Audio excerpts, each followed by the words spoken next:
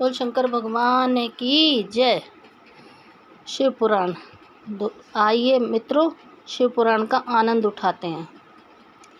नमामि शमीशाम निर्वाण रूपम विभुम व्यापकम ब्रह्म वेद स्वरूपम निजं निर्गुणं निर्विकल्पं निरीहं चिदाकाशमाकाशवासं भजेऽहं निराकार ओंकार मूलं तुरीयं गिरा ज्ञानगोतीतमीशं गिरीशं करालं महाकालकालं कृपालं गुणागार संसारपारं नतोऽहं तुषारादृशं काशगौरं गम्भीरं मनोभूतकोटिप्रभाश्रीशरीरं स्फुरन्नल्लोलिकल्लोनिचारुगङ्गा लसद्भालेन्दुकण्ठे भुजङ्गा चलत्कुण्डलं भूसुनेत्रं विशालं प्रसन्नाननं नीलकण्ठं दयालं मृगाधीशचं मम्बराममुण्डमालं प्रियं शङ्करं सर्वनाथं भजामि प्रचण्डं प्रगष्टं प्रगल्लं परेशम् अखण्डम् अञ्जभानुकोटिप्रकाशं त्र्यं शूलनिर्मूलनं शूलपाणिं भजेऽहं भवानीपतितभावगम्यं कलातीत कल्याणी कल्पान्तकारी सदा सच्चिदानन्ददाता पुरारी चिदानन्द संदोह मोहे पहारी प्रसीदे प्रसीदे प्रभो मन्मथारी न यावद उमा नाथ पादारविन्दं भजन्ति है लोके परिव नारायणं न तावत् सुखं शान्तिसन्तापनाशं प्रसीदे प्रभु सर्वभूतादिवासं न जानामि योगं जपं नैव पूजां न तोऽहं सदा सर्वदा सर्वतोभ्यं जराजन्म दुःख्यो घटातप्यमानं प्रभोपायापं नमामि शम्भो प्रभुपायापं नमामि शम्भो। रुद्राक्ष कमिदं प्रोक्तं विप्रणे हर्तोष्वे ते पठन्ति नरा भक्त्या तेषां शंभु प्रसीदति। बोल शंकर भगवान की जय। शिव पुराण 8वां अध्याय। युद्ध का आरंभ।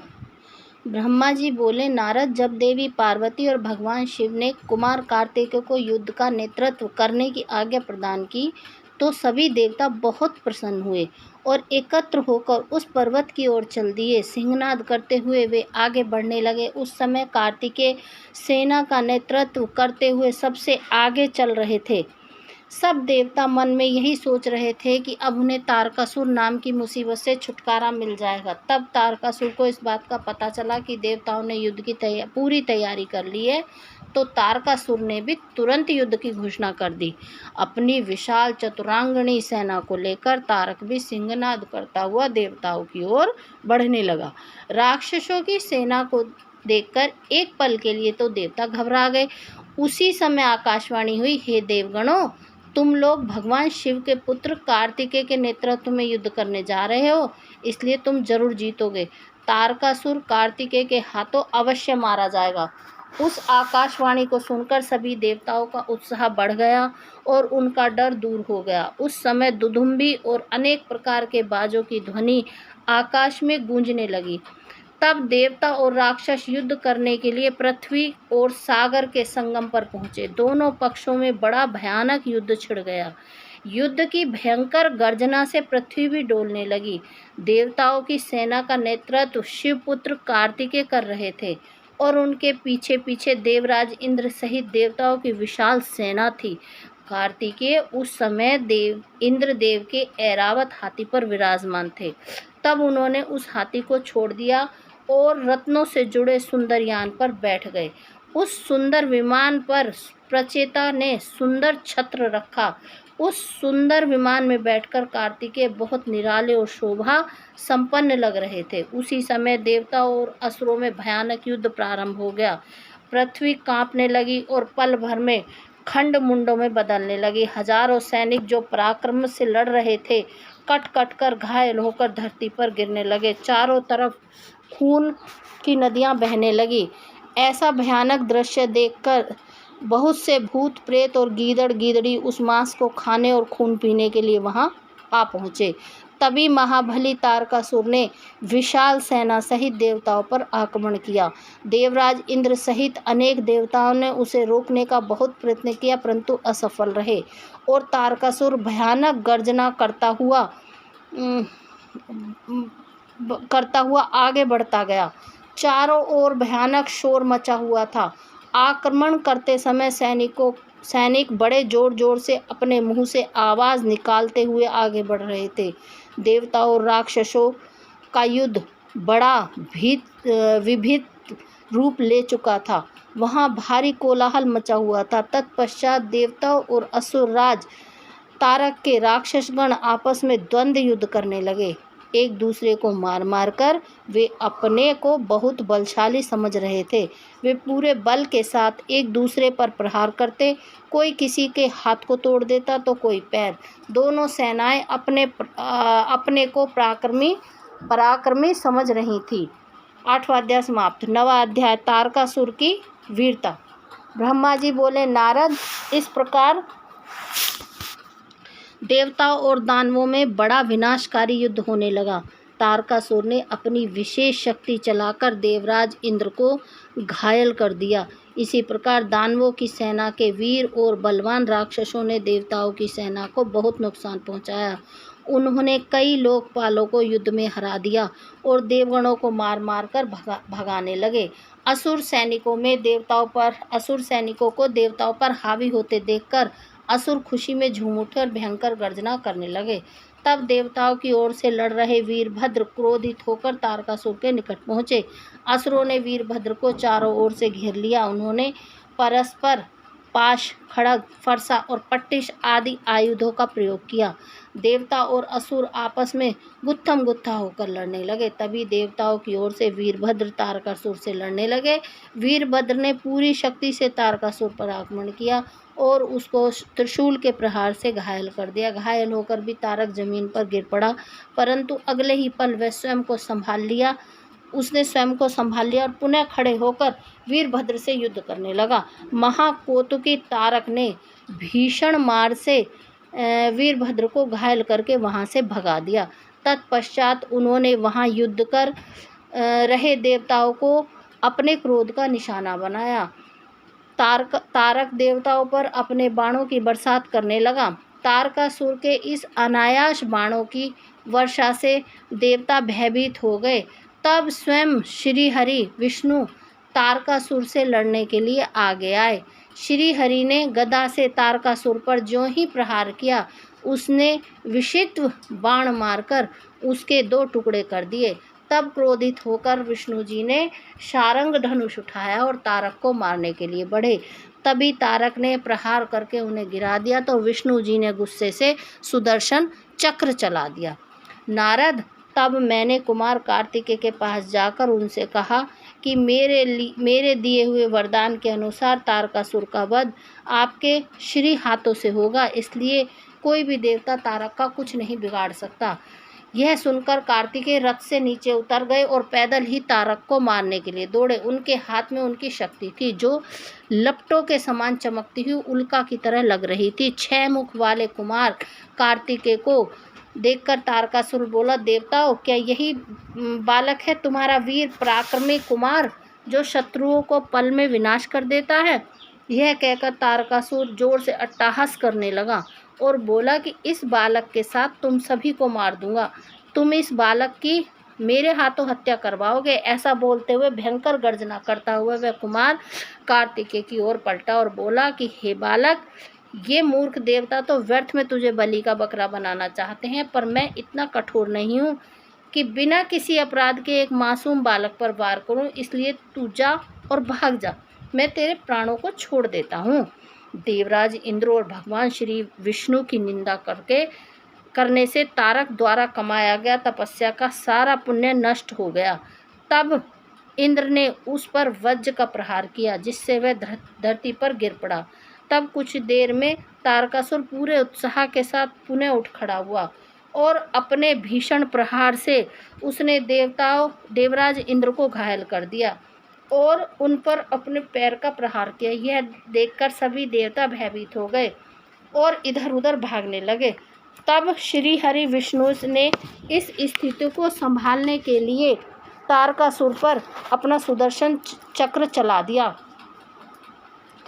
चक्र ने तारकासुर को धराशायी कर दिया, परंतु तारकासुर इतनी आसानी से हार मानने वाला नहीं था। वह अपनी पूरी शक्ति के साथ पुनः उठ खड़ा हो गया। तब उसने अपनी प्रचंड शक्ति हाथ में लेकर भगवान विष्णु को ललकारा और उन्हें अपने भीषण प्रहार से घायल कर दिया। विष्णु जी मूर्छित हो पृथ्वी पर गिर पड़े। वहाँ का दृश्य देख सभी देवताओं में कोहराम मच गया। सब अपने प्राणों की रक्षा करने के लिए इधर उधर भागने लगे। सारी सेना तितर बितर होने लगी। यह देख वीरभद्र ने तारकासुर पर आक्रमण किया। उसने त्रिशूल उठाया और तारकासुर पर वार किया, जिससे तारकासुर भूमि पर गिर पड़ा। किंतु उसी क्षण उठकर उसने वीरभद्र को अपनी शक्ति से घायल करके मूर्छित कर दिया और जोर जोर से हंसने लगा। 9वां अध्याय समाप्त। 10वां अध्याय तारकासुर का वध। ब्रह्मा जी बोले, हे नारद, यह सब देखकर कुमार कार्तिकेय और तारकासुर पर को तारकासुर पर बड़ा क्रोध आया और वे अपने पिता भगवान शिव के श्री चरणों का स्मरण कर अपने असंख्य गणों को साथ लेकर तारकासुर को मारने के लिए आगे बढ़े। यह देखकर सभी देवताओं में उत्साह की एक लहर दौड़ गई और वे प्रसन्न मन से कार्तिकेय की जय जयकार का उद्घोष करने लगे।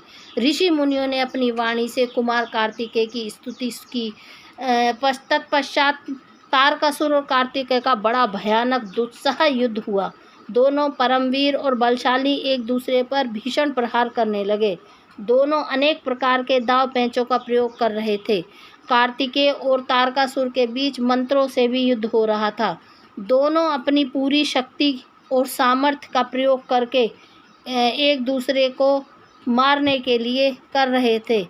इस भयानक युद्ध में दोनों ही घायल हो रहे थे। युद्ध भयानक रूप लेता जा रहा था। उस भीषण युद्ध को सब देवता गंधर्व बैठकर देखने लगे। वह अद्भुत युद्ध अनायास ही सबके आकर्षण का केंद्र बन गया। हवा चलना भूल गई, सूर्य की किरणें ठहर गईं, यहाँ तक कि सभी पर्वत इस युद्ध को देखकर अत्यंत भयभीत हो उठे। वे शिव पार्वती के इस पुत्र की रक्षा करने के लिए तुरंत उधर आ गए। यह देखकर कार्तिकेय बोले, हे पर्वतों, आप कोई चिंता ना करें। आज इस महापापी को मैं सबके सामने मौत के घाट उतार कर भय से मुक्ति दिलाऊंगा। जब कार्तिकेय पर्वतों से बात करने में निमग्न थे, उसी समय तारक ने अपनी शक्ति हाथ में लेकर उन पर धावा बोल दिया। उस शक्ति के प्रहार के आघात से शिवपुत्र कार्तिकेय भूमि पर गिर पड़े, परंतु अगले ही क्षण वे पूरी शक्ति के साथ पुनः उठ खड़े हुए, लड़ने के लिए तैयार हो गए। कार्तिकेय ने अपने मन में अपने माता पिता पार्वती जी व भगवान शंकर को प्रणाम करके उनका आशीर्वाद लिया और अपनी प्रबल शक्ति से तारकासुर की छाती पर आघात किया। उसकी चोट से तारकासुर का शरीर विदीर्ण होकर पृथ्वी पर गिर पड़ा। सबके देखते ही देखते वह महाबली असुर पल भर में ढेर हो गया। महाबली तारकासुर के मारे जाते ही चारों ओर कार्तिकेय की जय जयकार गूंज उठी। तारकासुर के वध से सभी देवता बहुत प्रसन्न थे। तब उन्होंने अपने महाराज तारकासुर को मरा जानकर असुरों की विशाल सेना में भयानक कोलाहल मच गया। अपने प्राणों की रक्षा करने के लिए सभी असुर इधर उधर भाग रहे थे। देवताओं ने मिलकर सभी असुरों को मार गिराया। कुछ असुर डरकर मैदान छोड़कर भाग खड़े हो गए, तो बहुत से दैत्य और राक्षस हाथ जोड़कर कुमार कार्तिकेय की शरण में आ गए और उनसे क्षमा मांगने लगे। तब कुमार ने प्रेम पूर्वक उन्हें क्षमा कर दिया और उन दानवों को आदेश दिया कि वे सदैव के लिए पाताल में चले जाएं। इस प्रकार तारकासुर के मारे जाने पर उनकी सारी सेना पल भर में नष्ट हो गई। यह देखकर देवराज इंद्र के साथ समस्त देवताओं और संसार के प्राणियों में खुशी की लहर दौड़ पड़ी। पूरा त्रिलोक आनंद में डूब गया। जैसे ही कुमार कार्तिकेय की विजय का समाचार भगवान शिव और पार्वती के पास पहुंचा, वे तुरंत अपने गणों को साथ लेकर युद्ध स्थल पधारे। श्री पार्वती जी ने अपने प्राण प्रिय पुत्र को अपने हृदय से लगा लिया और अपनी गोद में बिठाकर उसे बहुत देर तक चूमती रहीं। तभी वहां पर्वतराज हिमालय भी पहुंच गए और उन्होंने अपनी पुत्री पार्वती और भगवान शिव के पुत्र शिव और कार्तिकेय की स्तुति की।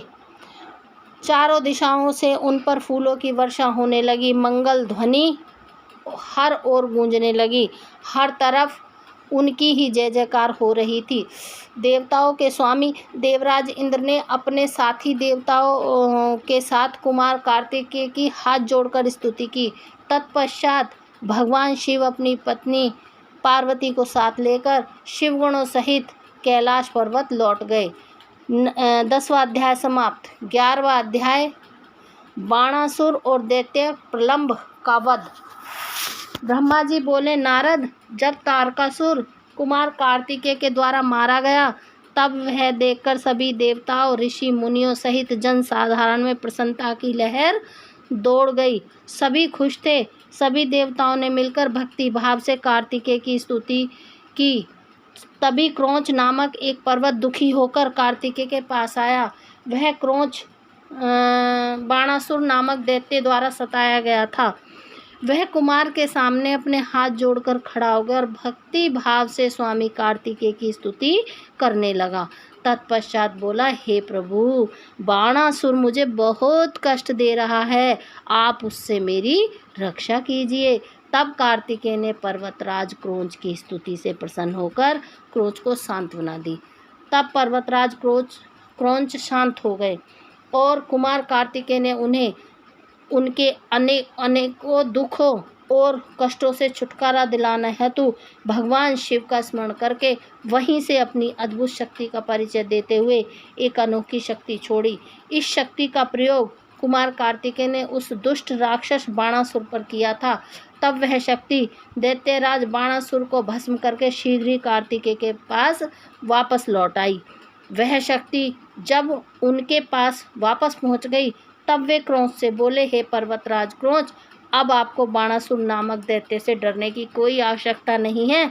मैंने बाणासुर को मारकर तुम्हारी इस परेशानी को सदा सदा के लिए हल कर दिया। अतः अब तुम अपने भय को छोड़कर हमेशा के लिए निर्भय हो जाओ।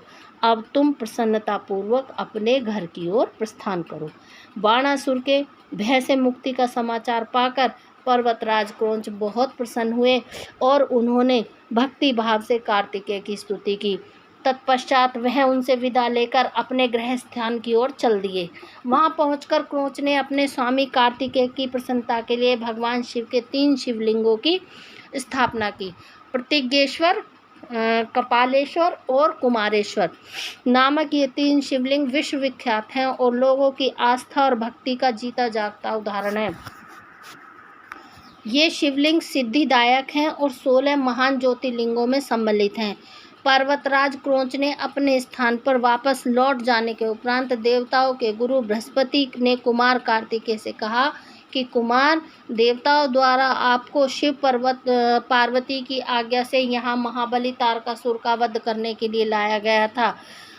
इस अभिष्ट कार्य की पूर्ति हो चुकी है, अतः अब आपको कैलाश पर्वत लौट जाना चाहिए। गुरु बृहस्पति की बात अभी पूरी भी नहीं हुई थी कि तभी प्रलंबासुर नामक दैत्य ने बहुत उपद्रव मचाना शुरू किया, लोगों को कष्ट देना आरंभ कर दिया। तब शेष जी के पुत्र कुमुद दुखी अवस्था में कुमार कार्तिकेय के पास आए और वहां आकर कुमुद ने कार्तिकेय की स्तुति की और कहा, हे प्रभु, मैं आपकी शरण में आया हूँ और हे गिरजापुत्र, मुझे प्रलंबासुर की प्रताड़ना से मुक्ति दिलाइए। कुमार कार्तिकेय ने प्रसन्नतापूर्वक कुमुद को प्रलंबासुर द्वारा दिए गए कष्टों से मुक्ति दिलाने हेतु अपनी शक्ति द्वारा उसका भी संहार कर दिया। तब प्रलंबासुर को अपने साथियों सहित मरा जानकर उसके शेष पुत्र कुमुद ने कार्तिकेय की बहुत स्तुति की और अपने निवास स्थान पाताल को चला गया। 11वां अध्याय समाप्त। 12वां अध्याय कार्तिकेय का कैलाश गमन। ब्रह्मा जी बोले, हे नारद, इस प्रकार जब कार्तिकेय द्वारा दैत्यराज बाणासुर और प्रलंबासुर को भस्म कर दिया गया, तब सभी देवताओं ने सहर्ष कुमार कार्तिकेय का स्तवन किया। देवता बोले, हे देव, हम राक्षस राज तारक का वध करने वाले आपको नमस्कार करते हैं। हे शंकर नंदन, हे गिरजापुत्र, आपके बाणासुर और प्रलंबासुर नामक राक्षसों को मारकर इस त्रिलोक के संकटों को दूर किया है। आपकी भक्ति पवित्र है तथा आपका स्वरूप विघ्नों का नाश कर अभय प्रदान करने वाला है। हम सब स्वच्छ मन से आपकी स्तुति करते हैं। आप हमारी इस स्तुति को स्वीकार करें कुमार। हम आशा करते हैं कि आप इसी प्रकार सदैव हमारे कष्टों और संकटों को दूर करने में हमारी सहायता करेंगे। देवता द्वारा की गई इस अनन्य स्तुति को सुनकर कुमार कार्तिकेय का हृदय प्रसन्नता से खिल उठा। उन्होंने सभी देवताओं को सहर्ष उत्तम वरदान प्रदान किए तथा भविष्य में सदैव सहायता करने का उन्हें वचन दिया। पर्वतों द्वारा की गई स्तुति से प्रसन्न होकर कुमार कार्तिकेय बोले, हे भूधरो, आप सदा से उत्तम और श्रेष्ठ हैं। आज से आप सभी साधु संतों और तपस्या में लीन रहने वाले साधकों द्वारा पूजनीय होंगे। पर्वतों में मेरे नाना श्रेष्ठ हिमालय इन ज्ञानियों और तपस्वियों के लिए फलदातक सिद्ध होंगे। श्री हरि विष्णु बोले, हे कुमार का महाबली तारक का वध करके आपने इस चराचर जगत को सुखी कर दिया है। अब आप अपना पुत्र होने का कर्तव्य भी निभाइए। अब आपको अपने माता पिता भगवान शिव और पार्वती की प्रसन्नता के लिए उनके पास कैलाश पर्वत जाना चाहिए। तत्पश्चात कुमार सभी देवताओं के साथ दिव्य विमान में बैठकर अपने माता पिता के पास कैलाश पर्वत की ओर चल दिए। वे सब आनंद ध्वनि को करते हुए भगवान शिव के पास पहुँचे। विष्णु जी सहित सभी देवताओं ने त्रिलोकीनाथ भगवान शिव को प्रणाम करके उनकी स्तुति की। कुमार कार्तिकेय ने भी अपने माता पिता को सेवा भाव से प्रणाम किया।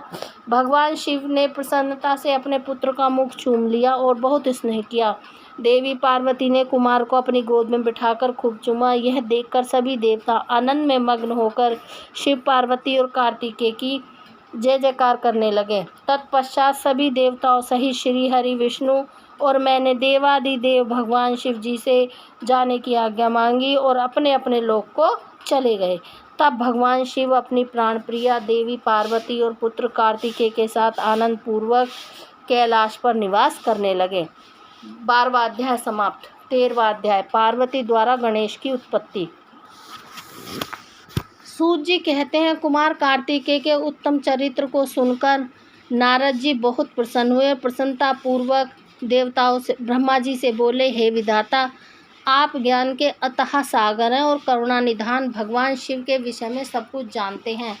आपने शिवपुत्र स्वामी कार्तिकेय और अमृतमय चरित्र को सुनाकर मुझ पर बड़ी कृपा की है। भगवान, अब मैं विघ्न विनाशक श्री गणेश के विषय में जानना चाहता हूँ। उनके दिव्य चरित्र, उनकी उत्पत्ति के विषय में सब कुछ सविस्तार बताकर मुझे कृतार्थ कीजिए। मुनि श्रेष्ठ नारद के ये उत्तम विचार सुनकर ब्रह्मा जी हर्षपूर्वक बोले, नारद, तुम गणेश की उत्पत्ति की कथा सुनना चाहते हो, अतएव तुम्हारी प्रसन्नता के लिए मैं तुम्हें उनके जन्म के विषय में बताता हूँ।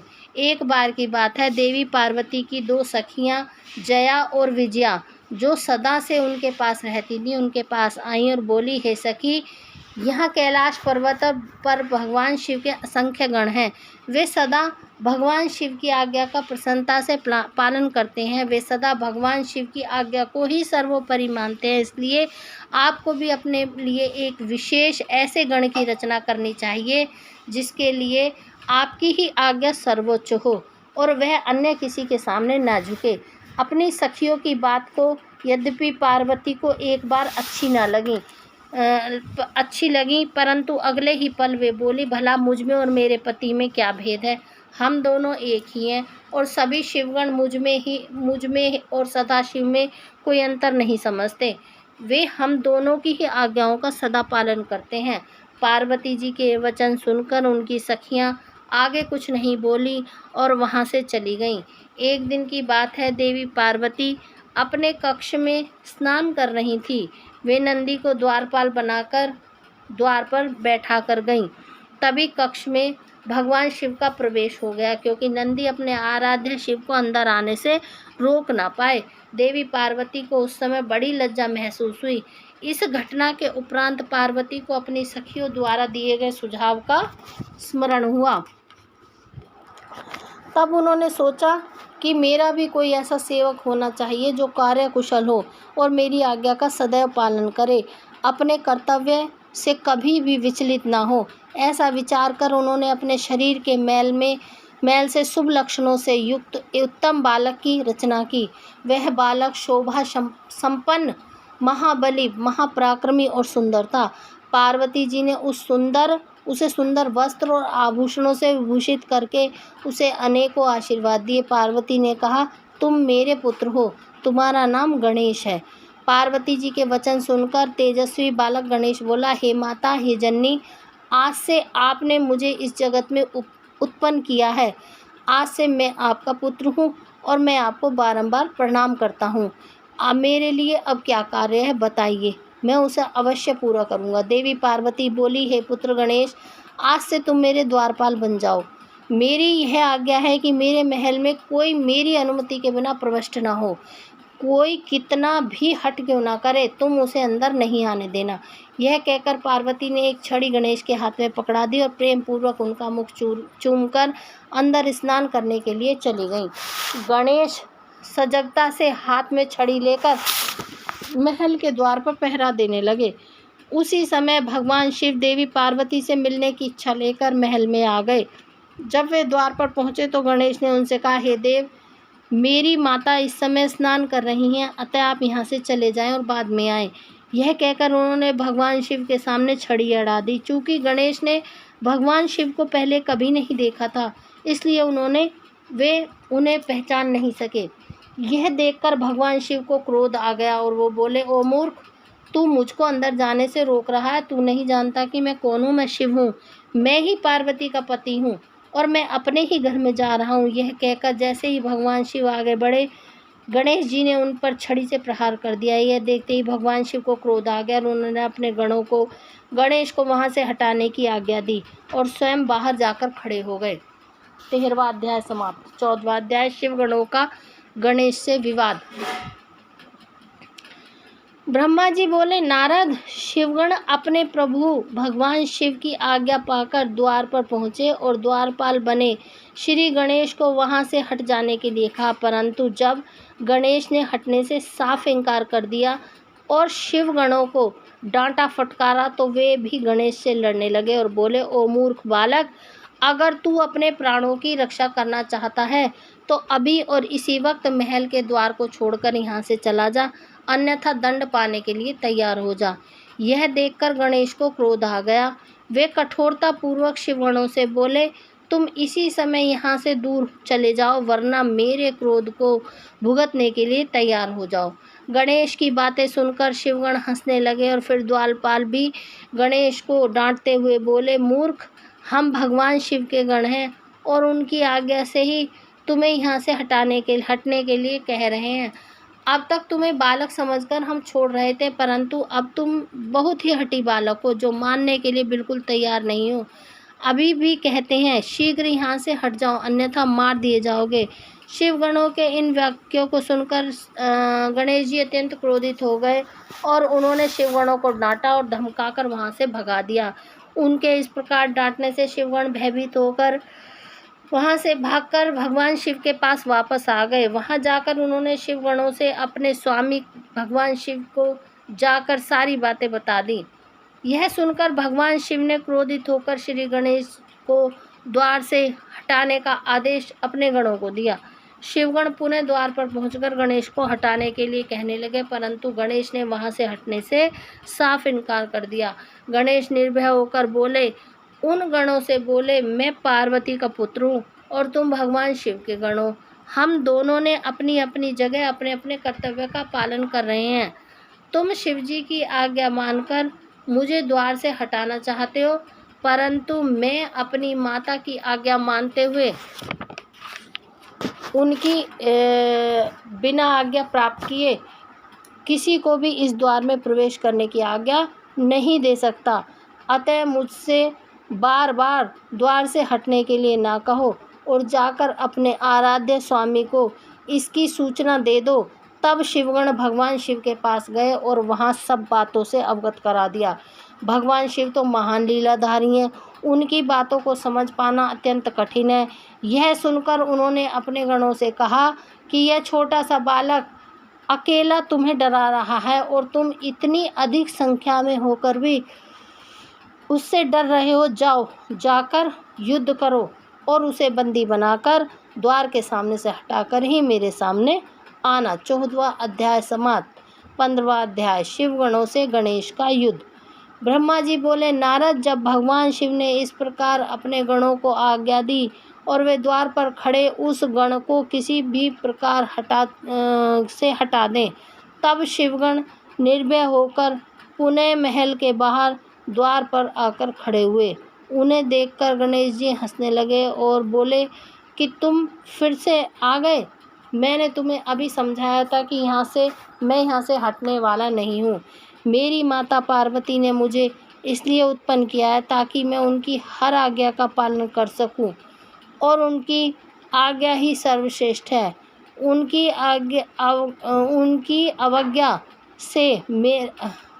अवज्ञा मेरे वश में नहीं है। तुम ऐसे ही बार बार मुझे परेशान करने के लिए यहाँ आ रहे हो। तब शिवगण बोले, ओ मूर्ख बालक, अब की बार हम तुमसे विनम्रता से कहने नहीं आए हैं, क्योंकि लातों के भूतों को बातों से नहीं मानते।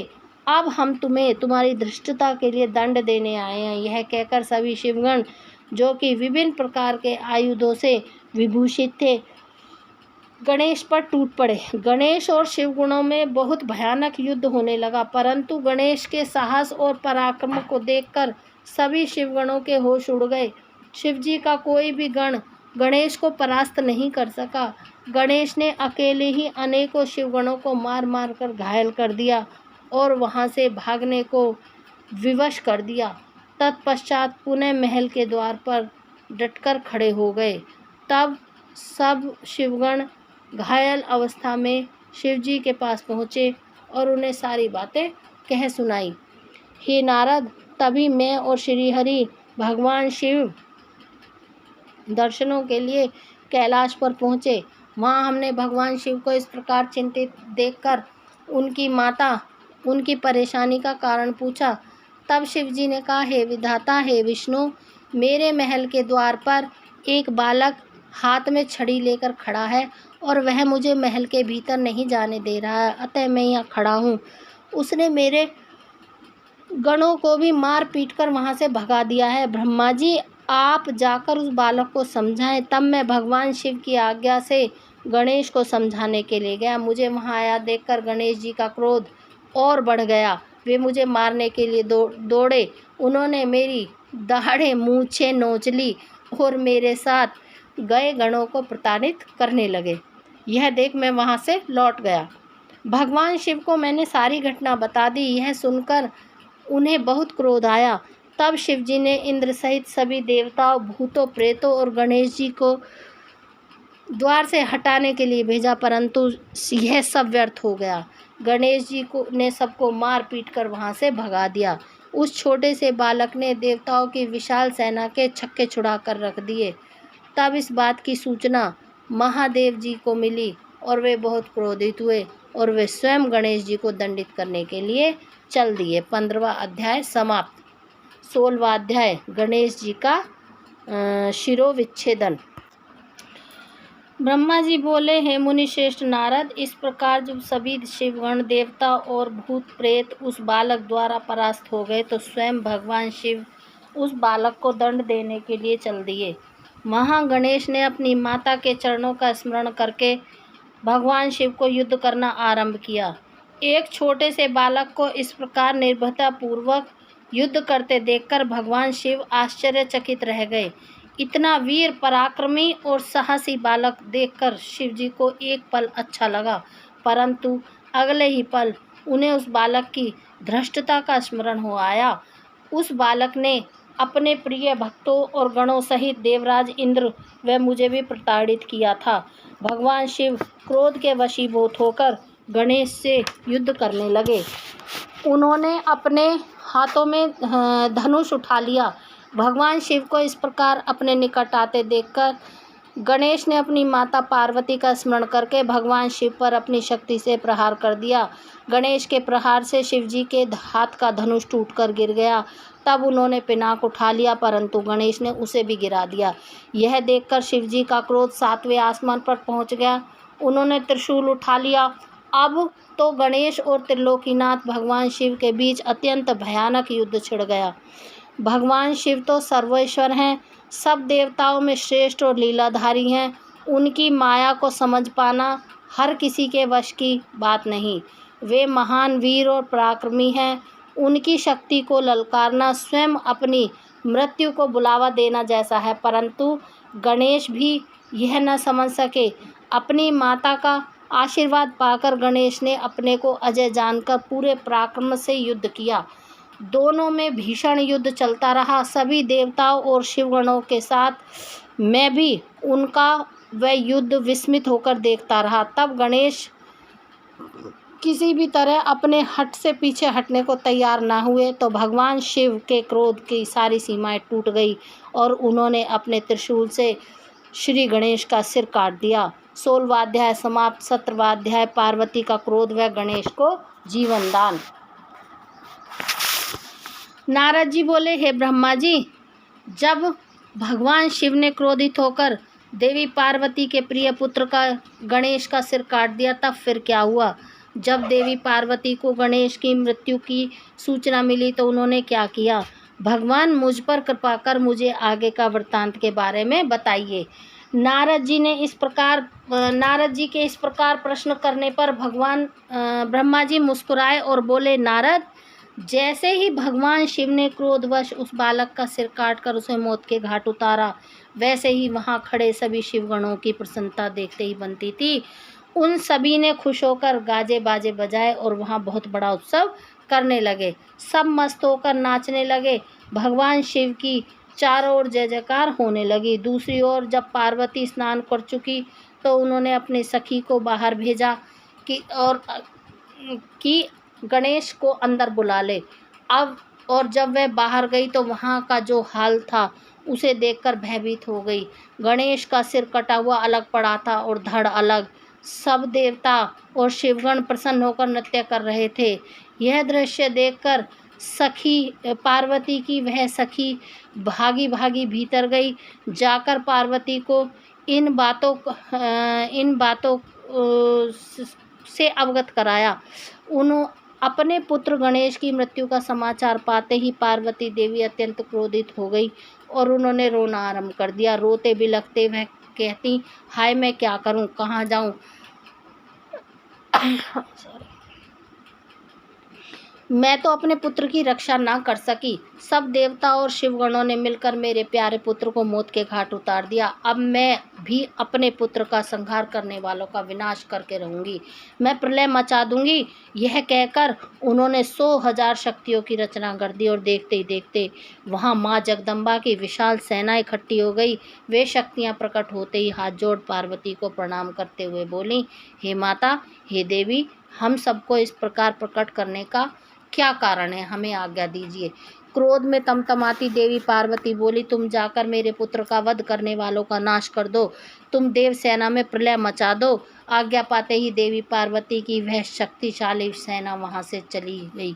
बाहर जाकर उन्होंने सब देवता और शिवगणों पर आक्रमण कर दिया। वे क्रोधित देवियां किन्हीं देवताओं को पकड़कर अपने मुंह में डाल लेती थी और फिर किसी पर अस्त्र शस्त्रों का प्रहार करती थीं। इस प्रकार उन्होंने वहां बहुत आतंक मचाया। वहां चारों ओर त्राही त्राही मच गई। लोग अपनी जान बचाने के लिए जहां तहां भागने लगे। यह नज़ारा देखकर भगवान शिव और मैं विष्णु श्री हरि बहुत चिंतित हुए। हमने सोचा कि अगर इन दैवीय शक्तियों को रोका ना गया तो पल भर में इस देवताओं की समाप्ति हो जाएगी, इस धरा पर प्रलय आ जाएगी। सब सोचने लगे कि विनाश लीला को कैसे रोका जा सकता है। नारद उसी समय तुम आकर कहने लगे कि इस संहार को देवी पार्वती ही रोक सकती हैं। इसके लिए आवश्यक है कि उनकी स्तुति करके उन्हें प्रसन्न किया जाए और किसी भी तरह से उनके क्रोध को शांत किया जाए। सभी देवताओं को तुम्हारा यह विचार बहुत पसंद आया, परंतु देवी पार्वती के गुस्से से सभी घबरा रहे थे। उनके सामने जाने का साहस किसी में भी नहीं था। सबने तुम्हें आगे कर दिया। हम सब महल के भीतर पार्वती के पास गए। तब सब आपको प्रणाम करते हैं पास गए। सब देवता मिलकर देवी की स्तुति करने लगे और बोले, हे जगदम्बे, हे चंडिके, हम सब आपको प्रणाम करते हैं। आप आदि शक्ति हैं, आप परम शक्तिशालिनी हैं। आपने ही इस जगत की रचना की है, आप ही प्रकृति हैं। आप प्रसन्न होने पर मनवांछित फलों को देती हैं, जबकि क्रोधित होने पर सब कुछ छीन लेती हैं। हे देवी, हम सब अपने अपराध के लिए क्षमा याचना करते हैं। हम सबके अपराध को क्षमा कर दो और अपने क्रोध को शांत करो। हे महामाई, हम तुम्हारे चरणों में अपना शीश झुकाते हैं। हे माता, हम पर अपनी कृपा दृष्टि करो। हे परमेश्वरी, सब कुछ भूलकर प्रसन्न हो जाओ और भयानक रक्तपात को रोक दो। इस प्रकार देवताओं की स्तुति को सुनकर देवी चुप रहीं। कुछ समय सोचकर बोली, हे देवताओं, वैसे तो तुम्हारा अपराध सर्वथा अक्षम्य है, फिर भी तुम्हारी क्षमा याचना पे मैं सिर्फ एक शर्त स्वीकार कर सकती हूँ। यदि मेरा पुत्र गणेश पहले की भांति जीवित हो जाए तो मैं तुम सबको क्षमा कर दूंगी। यह सुनकर सब देवता चुप हो गए, क्योंकि यह कार्य असंभव था। फिर भी सभी देवता हाथ जोड़कर करुण अवस्था में भगवान शिव के सामने खड़े होकर बोले, भगवान, अब आप ही हमारी रक्षा कर सकते हैं। जिस प्रकार आपने गणेश का सिर काटकर उसे मारा है, उसी प्रकार अब आप उसे जीवित कर दीजिए। देवताओं की प्रार्थना को सुनकर भगवान शिव बोले, हे देवताओं, तुम बैग कैसे हो गया, ला लिए देखिए बैग कैसे हो गया अपने आप पे।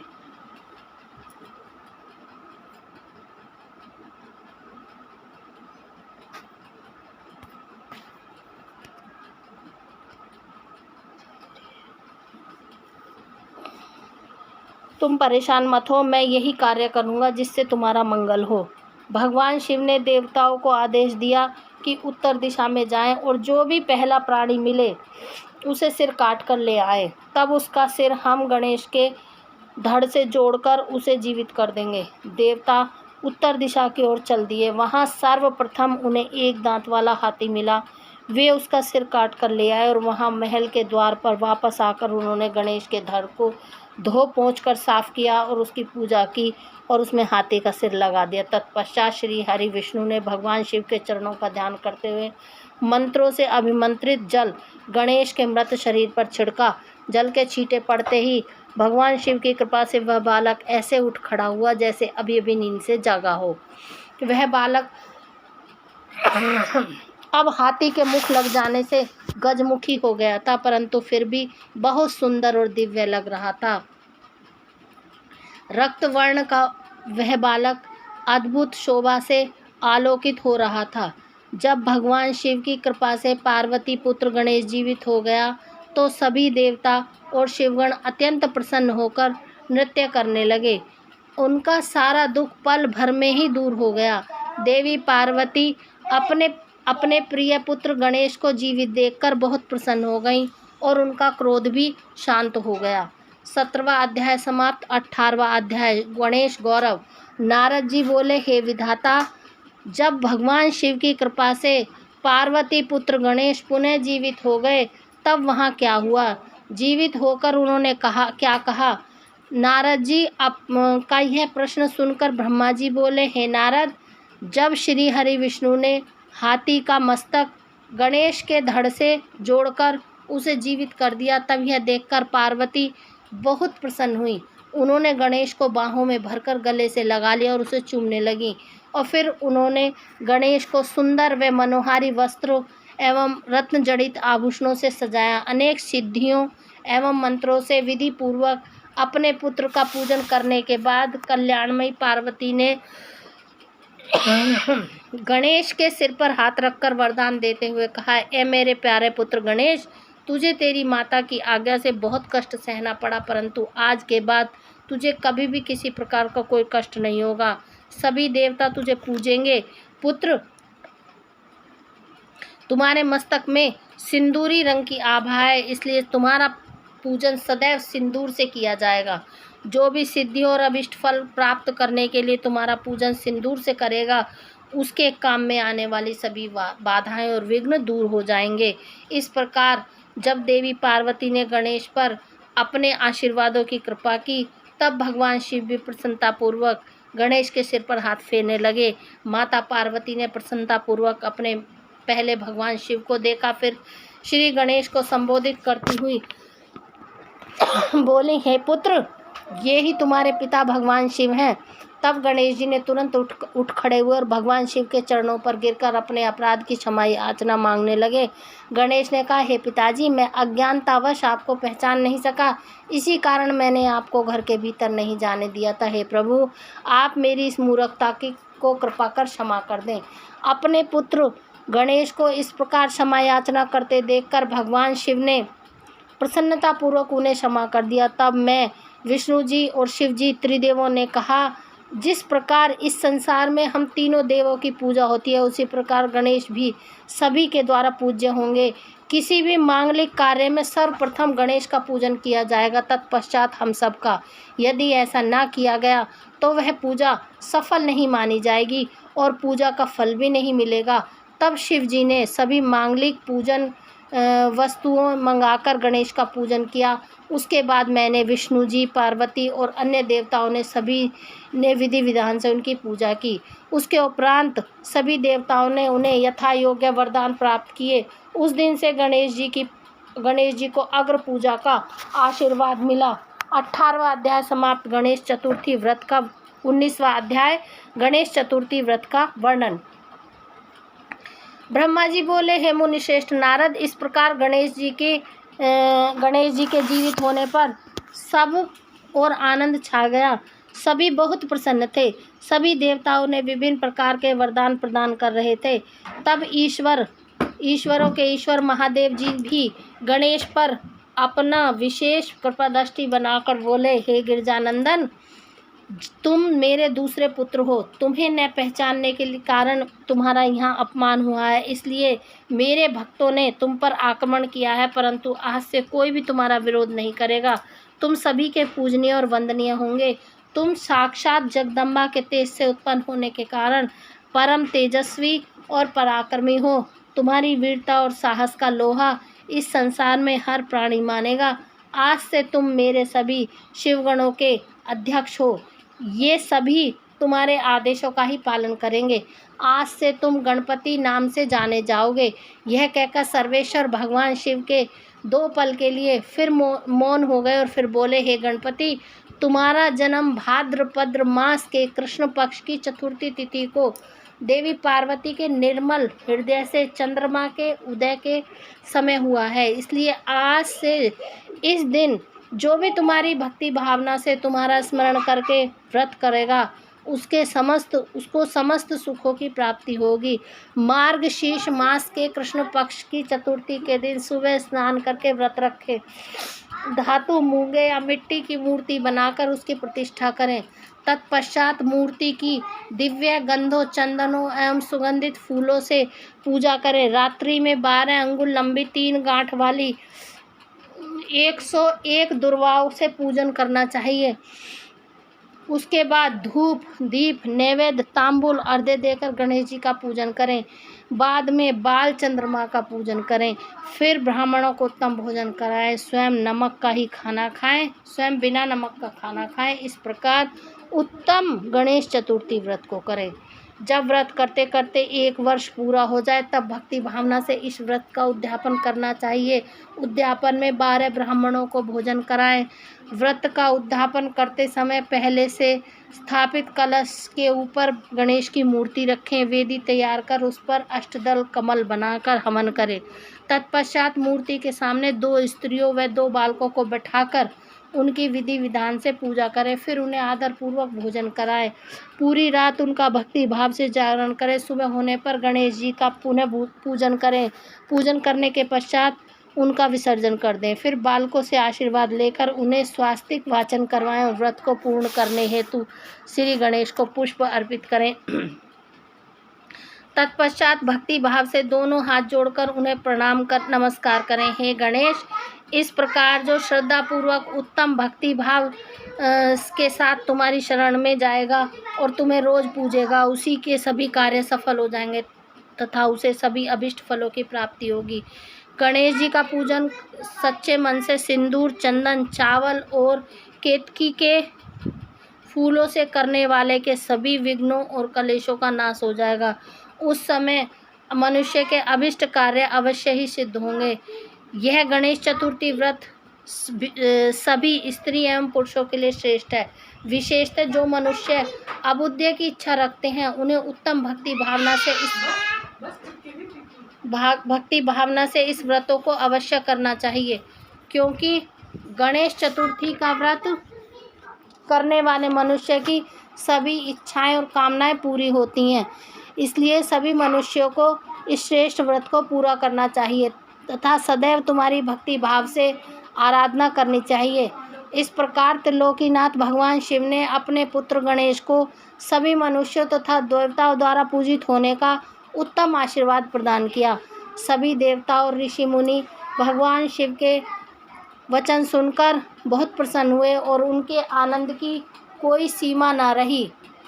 वे सभी भक्ति रस में डूबकर शिव पार्वती के पुत्र गणपति की आराधना करने लगे। यह देखकर देवी पार्वती की खुशी की कोई सीमा न रही। वे देवताओं को अपने पुत्र गणेश का पूजन करते देख मन ही मन भगवान शिव के चरणों का ध्यान करते हुए उनका धन्यवाद करने लगे। उनका सारा क्रोध पल भर में ही शांत हो गया। उस समय सभी दिशाओं में सुमधुर दुदुम्बियाँ बजने लगी। अप्सराएं सहर्ष नृत्य करने लगी। सुंदर मंगलगान होने लगे। श्री गणेश जी पर आकाश से फूलों की वर्षा होने लगी। अपने पुत्र को गणाधीश बनाए जाने पर माता पार्वती फूला नहीं समा रही थी। उस समय चारों ओर उत्सव होने लगा। तत्पश्चात उस समय वहां उपस्थित सभी देवता और ऋषि मुनि उस स्थान के निकट गए जहां भगवान शिव और पार्वती अपने पुत्र गणेश के साथ विराजमान थे। देवताओं और ऋषियों ने भक्ति भावना से उन्हें नमस्कार किया और उनकी स्तुति करने लगे। फिर शिव जी से विदा लेकर सब अपने अपने धामों को चले गए। फिर मैं और श्री हरि भी उनसे विदा लेकर अपने लोकों को लौट गए। जो मनुष्य शुद्ध हृदय से सावधान होकर इस परम मंगलकारी कथा को सुनता है वह सभी मंगलों का भागीदारी हो जाता है। यह गणेश चतुर्थी उत्तम व्रत की कथा पुत्रहीनों को पुत्र, निर्धनों को धन, रोगियों को आरोग्य, अभागों को सौभाग्य प्रदान करती है। जिस स्त्री का पति उसे छोड़कर चला गया हो, गणेश की आराधना के प्रभाव से पुनः उसके पास लौट आता है। दुखों और शोकों में डूबा मनुष्य इस उत्तम कथा को सुनकर शोक रहित हो सुखी होता है। जिस मनुष्य के घर में श्री गणेश की महिमा का वर्णन करने वाले उत्तम ग्रंथ रहते हैं, उस घर पर सदा मंगल होता है। श्री गणेश की कृपा अपने भक्तों पर सदा रहती है और वे अपने भक्तों के कार्य में आने वाले सभी विघ्नों का विनाश कर उसकी सभी कामनाओं को पूरा करते हैं। 19वां अध्याय समाप्त। 20वां अध्याय पृथ्वी परिक्रमा का आदेश, गणेश विवाह व कार्तिकेय का रुष्ट होना। नारद जी ने पूछा, हे विधाता, आपने मुझे श्री गणेश के जन्म एवं उनके अद्भुत पराक्रम और साहस के साथ माता पार्वती के द्वार की रक्षा करने का उत्तम वृत्तांत सुनाया। अब मुझे यह बताइए कि जब भगवान शिव ने गणेश को पुनः जीवित करके अनेक आशीर्वाद प्रदान किए, तब उसके पश्चात वहाँ क्या हुआ? ब्रह्मा जी बोले, हे मुनिश्रेष्ठ नारद, तत्पश्चात भगवान शिव पार्वती अपने दोनों पुत्रों गणेश और कार्तिकेय के साथ आनंद पूर्वक अपने निवास कैलाश स्थान पर रहने लगी। शिव पार्वती अपने पुत्र गणेश और कार्तिकेय की बाल लीलाओं को देखकर बहुत प्रसन्न होती और बहुत लाड़ प्यार करते। वे दोनों अपने माता पिता की भक्ति भावना से पूजा अर्चना करते थे, जिससे शिव पार्वती बहुत प्रसन्न होते। धीरे धीरे ऐसी लीलाओं के बीच समय बीतता गया और गणेश एवं कार्तिकेय युवा हो गए। तब एक दिन शिव पार्वती साथ साथ बैठे हुए आपस में बातचीत कर ही रहे थे। देवी पार्वती ने भगवान शिव से कहा, हे प्रभु, मेरे दोनों पुत्र विवाह के योग्य हो गए हैं, अतः हमें अब दोनों पुत्रों का विवाह कर देना चाहिए। तब दोनों में ये विचार करने लगी कि पहले गणेश का विवाह किया जाए या कार्तिक का। जब माता पिता ने अपनी इच्छा पुत्रों से बताई तो उनके मन में भी विवाह की इच्छा जाग उठी। दोनों पुत्र विवाह के लिए सहर्ष तैयार हो गए, परंतु हम इस असमंजस में थे कि तुम दोनों में से पहले किसका विवाह किया जाए। इसलिए हमने एक युक्ति निकाली, तुम दोनों में से जो पृथ्वी की परिक्रमा करके लौट आएगा उसका विवाह पहले किया जाएगा। अपने पिता की यह बात सुनकर कुमार कार्तिकेय तुरंत अपने वाहन पर सवार होकर यथाशीघ्र पृथ्वी की परिक्रमा करने हेतु माता पिता से आज्ञा लेकर निकल पड़े, परंतु श्री गणेश वहीं यथावत खड़े होकर कुछ सोचने लगे। तत्पश्चात उन्होंने घर के अंदर जाकर स्नान किया और पुनः माता पिता के पास गए और बोले, आप दोनों मेरे द्वारा लगाए गए इन आसनों को ग्रहण कीजिए, मैं शीघ्र ही आपकी परिक्रमा करना चाहता हूँ। तब भगवान शिव और देवी पार्वती ने हर्षपूर्वक आसन ग्रहण कर लिया। भगवान शिव और पार्वती के आसन पर बैठ जाने के पश्चात गणेश ने उन्हें हाथ जोड़कर बारंबार प्रणाम किया और उनकी विधि विधान से पूजा करने लगे। पूजा अर्चना की। पूजा करने के बाद उन्हें भक्ति भाव से उनकी 7 बार परिक्रमा की। माता पिता की 7 बार परिक्रमा करने के पश्चात गणेश हाथ जोड़कर प्रभु के सामने खड़े हो गए और उनकी स्तुति करते हुए बोले, आपकी आज्ञा से आपकी आज्ञा को मैंने पूरा किया, अब आप यथाशीघ्र मेरा विवाह संपन्न कराएं। यह सुनकर शिव पार्वती ने गणेश से पृथ्वी की परिक्रमा करके आने के लिए कहा। तब उन्होंने कहा, जिस प्रकार कार्तिकेय पृथ्वी की परिक्रमा करने गए हैं, तुम भी जाओ और उनसे पहले लौट आओ, तभी तुम्हारा विवाह पहले हो सकता है। शिव शिवा के ये वचन सुनकर गणेश जी बोले, आप दोनों तो महाबुद्धिमान हैं, आपके ज्ञान की कोई सीमा नहीं है, आप धर्म और शास्त्रों में पारंगत है। मैं तो आपकी आज्ञा के अनुरूप पृथ्वी की परिक्रमा 1 बार नहीं बल्कि 7 बार करके आया हूँ। यह सुनकर शिव पार्वती बड़े आश्चर्यचकित होकर बोले कि हे पुत्र, तुम इतनी विशाल 7 द्वीप वाले समुद्र, पर्वत और कानों से युक्त पृथ्वी की परिक्रमा कब कर आए? तुम तो यहाँ से कहीं गए भी नहीं। भगवान शिव और देवी पार्वती के इस प्रकार किए गए प्रश्नों को सुनकर बुद्धिमान गणेश बोले, मैंने आप दोनों की पूजा करके आपकी 7 बार परिक्रमा कर ली।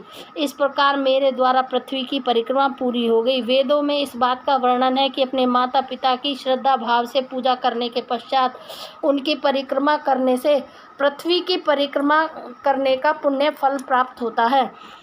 माता पिता के चरणों की धूल ही पुत्र के लिए महान तीर्थ है। वेद शास्त्र इसको प्रमाणित करते हैं, फिर आप क्यों इस बात को मानने से इनकार कर रहे हैं? हे पिताश्री, आप तो सर्वेश्वर हैं, निर्गुण निराकार हैं, परम ब्रह्म स्वरूप हैं, भला आप कैसे मेरे वचनों को झुठला सकते हैं? कृपा कर बताइए कि शास्त्रों के अनुसार क्या मैं गलत हूँ? इस प्रकार गणेश जी के वचन सुनकर शिव पार्वती अत्यंत आश्चर्यचकित हुए। अपने पुत्र गणेश को वेदों और शास्त्रों का ज्ञाता जानकर उनकी प्रसन्नता की कोई सीमा न रही। तब मुस्कुराते हुए भगवान शिव पार्वती बोले, हे प्रिय पुत्र, तुम बलवान और साहसी होने के साथ साथ परम बुद्धिमान भी हो, यह सत्य है।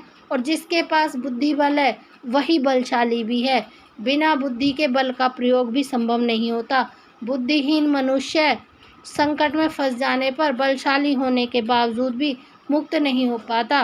वेद शास्त्र के पुराण यही बताते हैं कि माँ बाप का स्थान सबसे ऊपर होता है, उनके चरणों में स्वर्ग है।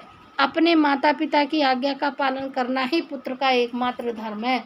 उनकी परिक्रमा पृथ्वी की परिक्रमा से भी बढ़कर है। अतः तुम्हारी बात सर्वथा सत्य है। तुमने कार्तिकेय से पहले ही पृथ्वी की परिक्रमा पूर्ण कर ली, अतः हमें तुम्हारा विवाह करने सबसे पहले और शीघ्र करना है। जब भगवान शिव और पार्वती ने गणेश के बात का समर्थन कर उसे स्वीकार कर लिया, तब गिरजानंदन प्रसन्न हो गए और अपने माता पिता को प्रणाम करके वहाँ से चले गए। महादेव जी ने अपनी प्रिया पार्वती जी के साथ बैठकर इस चिंता में डूब गए कि हमें विवाह के लिए वधू की खोज कहाँ करें। जब वे इस प्रकार विचार कर ही रहे थे, तब प्रजापति विश्वरूप कैलाश पर्वत पर पधारे और उन्होंने भक्ति भाव से शिव शिवा को नमस्कार कर स्तुति की। जब महादेव जी ने उनसे कैलाश आगमन का कारण जानना चाहा, तो प्रसन्न हृदय से विश्वरूप ने कहा कि हे भगवान, मैं आपके पास अपनी 2 पुत्रियां सिद्धि और बुद्धि के विवाह का प्रस्ताव लेकर आया हूँ। प्रभु, सिद्धि और बुद्धि सुंदर और सर्वगुण संपन्न है, मैं उनका विवाह आपके पुत्र से करना चाहता हूँ। प्रजापति विश्वरूप के वचन सुनकर भगवान शिव और देवी पार्वती बहुत हर्षित हुए और उन्होंने उनके विवाह का प्रस्ताव स्वीकार कर लिया। भगवान शिव ने अपने प्रिय पुत्र गणेश का शुभ विवाह सिद्धि बुद्धि के साथ आनंद पूर्वक संपन्न कराया। इस प्रकार शुभ अवसर पर सब देवता हर्षपूर्वक सम्मिलित हुए। उन्होंने गणेश को सपत्नीक ढेरों आशीर्वाद और शुभाशीष प्रदान किए और अपने अपने स्थान लौट गए। तत्पश्चात श्री गणेश अपनी पत्नियों के साथ आनंद पूर्वक व्यवहार करने लगे। काफ़ी समय व्यतीत होने जाने के पश्चात उनके 2 पुत्र उत्पन्न हुए। सिद्धि से पुत्र का नाम शुभ और बुद्धि से पुत्र का नाम लाभ रखा गया। इस प्रकार श्री गणेश ने अपनी दोनों पत्नी और पुत्रों के साथ आनंद पूर्वक रहने लगे। जब श्री गणेश को सुखपूर्वक अपना जीवन व्यतीत करते हुए काफ़ी समय बीत गया, तब कुमार कार्तिकेय पृथ्वी की परिक्रमा पूरी करके लौट आए। वे घर पहुंचने ही वाले थे कि रास्ते में ही उनकी भेंट नारद तुमसे हो गई। तब तुमने कार्तिकेय से कहा कि वे तुम्हारे माता पिता ने तुमसे सौतेला व्यवहार किया है, तुम्हें पृथ्वी की परिक्रमा करने पर भेजकर तुम्हारे भाई गणेश का 2 सुंदर कन्याओं से विवाह करा दिया। अब तो उनके 2 पुत्र भी हो चुके हैं और वे आनंद पूर्वक अपना जीवन सुख से बिता रहे हैं। यह तुम्हारे माता पिता ने अच्छा नहीं किया। नारद, तुम्हारी ऐसे बातें सुनकर कार्तिकेय क्रोध में भर गए। वे अत्यंत व्याकुल होकर अतिशीघ्र घर पहुँचे। क्रोध के कारण उनका मुख लाल हो गया। कैलाश पर्वत पर पहुंचकर उन्होंने अपने माता पिता को हाथ जोड़कर प्रणाम किया।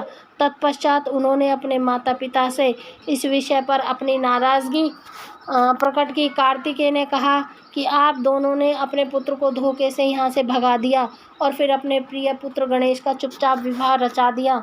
आप दोनों ने मेरे साथ सौतेले पुत्र जैसा व्यवहार किया। यदि आप गणेश का विवाह पहले करना चाहते थे तो मुझसे एक बार कहते, मैं स्वयं अपने भाई गणेश का विवाह उत्साहपूर्वक आनंद के साथ कराता। परंतु छल कपट का सहारा लेकर आप सिर्फ एक पुत्र से ही प्यार करते हैं। मेरे होने न होने का आपको कोई फर्क नहीं पड़ता। अतः मैं यहाँ से हमेशा के लिए जा रहा हूँ। अब मैं क्रोंच पर्वत पर जाकर सदैव तपस्या सदैव तपस्या करूँगा। यह कहकर कुमार कार्तिकेय वहाँ से चले गए। भगवान शिव और पार्वती ने उन्हें समझाना चाहा, पर उन्होंने उनकी बात अनसुनी कर दी। नारद उस दिन से स्वामी कार्तिकेय कुमार नाम से प्रसिद्ध हो गए। तब से इन तीनों लोकों में उनका नाम कुमार कार्तिकेय विख्यात हो गया। कार्तिकेय का नाम पापहारी, शुभकारी, पुण्यमयी एवं ब्रह्मचर्य की शक्ति प्रदान करने वाला है। कार्तिकेय पूर्णिमा के दिन कृति नक्षत्र में जो भी मनुष्य स्वामी कार्तिकेय के दर्शन अथवा पूजन करता है, उसके सभी पाप नष्ट हो जाते हैं और उसे मनवांछित फलों की प्राप्ति होती है। सभी देवता और ऋषिगण भी इस दिन कार्तिकेय के दर्शनों को जाते हैं।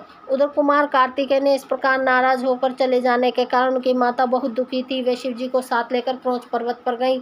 उन्हें देखकर कार्तिकेय पहले ही वहां से चले गए। तब भगवान शिव उस उत्तम स्थान पर जहां उनके पुत्र कार्तिकेय ने तप किया था, मल्लिकार्जुन नामक ज्योतिर्लिंग के रूप में स्थापित हो गए। आज भी देवी पार्वती देवी पार्वती के साथ विराजमान है।